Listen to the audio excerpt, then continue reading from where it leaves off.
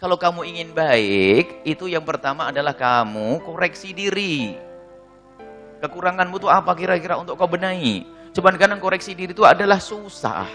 Karena koreksi diri susah, maka coba kamu pesan sahabat dekatmu, orang yang kau cintai, suami, istri, anak, atau siapapun. Katakan kepada mereka, kalau kamu melihat kesalahanku, kekuranganku, tolong cepat kasih tahu aku.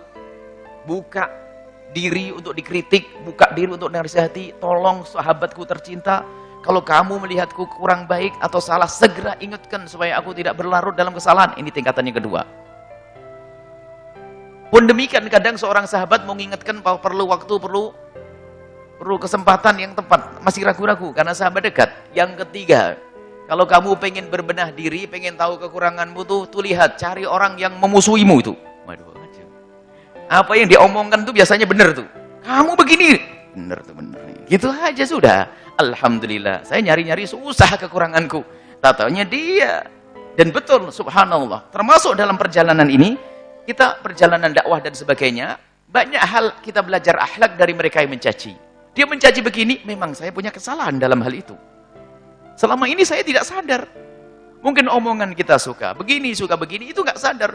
Di saat ada orang yang marah lalu mencaci, wah, oh benar dia. Alhamdulillah, terima kasih. Semoga Allah memberikan kasih sayang kepada orang yang telah mengkritik kami. Itu. Baik. Dan kemudian, kalau dia melakukan kritik atau melakukan caci maki kepada diri kita, kemudian kita marah, apa bedanya? Kalau kita membalas, apa bedanya antara aku dengan dia, kita dengan dia? Nabi pernah mengatakan, kalau ada orang mencacimu dan mengolokmu, jangan kau balas. Ada cerita, ya Nabi, ya Rasulullah, ada orang mencaciku dan mengolokku.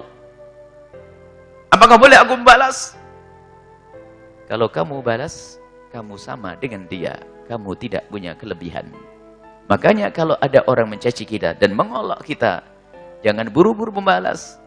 Akan tapi mohonlah kepada Allah pengampunan untuk orang tersebut. Pernah Sayyidina Abu Bakar As-Siddiq radhiyallahu taala anhu dicaci dan diolok oleh seseorang. Nabi di sampingnya Sayyidina Abu Bakar itu senyum-senyum. Setelah Sayyidina Abu Bakar membalas, Nabi pergi. Ya Rasulullah, tadi aku diolok sama orang, kamu senyum-senyum. Tapi giliran saya membalas, malah kamu pergi, kok tidak bela saya? Oh, ya Abu Bakar, waktu kamu diolok sama orang itu malaikat mengamini, malaikat mendoakan kebaikan kepadamu. Tapi setelah kamu membalas tadi, malaikat pergi, maka saya ikut pergi. Itu perlu menatah hati dengan ilmu-ilmu semacam ini. Jadi jangan mudah panas, mudah terpuruk di saat diolok sedikit saja. Apalagi di zaman orang tidak ngolok, tidak enak zaman sekarang. Apalagi tadi zaman media sosial dan sebagainya. Makanya kadang-kadang kita harus menutup diri untuk melihat hal-hal semacam itu. Cuman kadang-kadang kita juga ingin belajar, apa yang kurang pada diri saya? Kita pengen melihat mungkin dari Facebook, saya pengen tahu apa sih kata orang tentang Facebook atau media sosial atau yang ada di Al-Bahjah. Kadang saya pengen tahu, yang penyakit adalah kalau mendengar sanjungan, kita perlu mencari kritikan. Apa sih kritikan untuk kita? Karena kritikan itu adalah berbenah diri. Memang manusiawi kadang-kadang kita sakit lah, ini baru perlu ditata. Nggak enak itu. Tapi kita harus paham itu yang bakal menyelamatkan kita untuk berbenah diri. Tapi ingat, pertama yang harus Anda lakukan di saat Anda mendapatkan kritikan pedas bahkan yang tidak pada tempatnya, ini sabda Nabi, jangan kau balas. Kalaupun Anda belum mampu mendoakan doa kebaikan, yang pertama jangan dibalas dulu deh. Mendoakannya perlu tempo, kayaknya ntar dulu deh. Tapi yang jelas Anda jangan mudah membalas.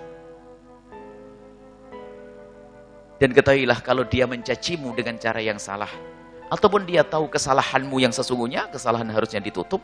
Kalaupun dia harus menasihati dengan cara yang benar, kalau ternyata dia datang kepadamu dan mencacimu, mengingatkanmu dengan cara yang benar, ya cara yang salah, urusannya dengan Allah.